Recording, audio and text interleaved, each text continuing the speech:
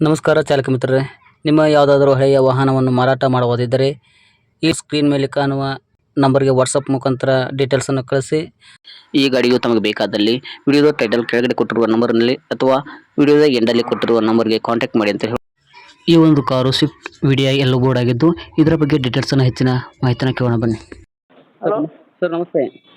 ನಮಸ್ಕಾರ ಹೇಳಿ sir. Swift video ಹಾಕಿದ್ರಲ್ಲ sir ಗಾಡಿ, ಸರ್ ಮಾಡಲ್ ಏನು ಹೇಳಿ ಸರ್?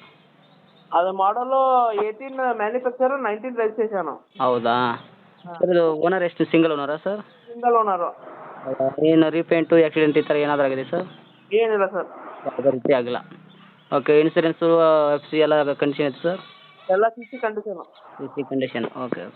ಟೈರ್ ಏನು ಕಂಡೀಷನ್ ಇದೆ ಸರ್? ಹಾಂ ಸರ್. ಟೈರ್ ಕಂಡೀಷನ್ ಐತೆ ಸರ್, ಒಂದು 70% ಐತೆ. 1% ಇದೆಯಾ? ಓಕೆ.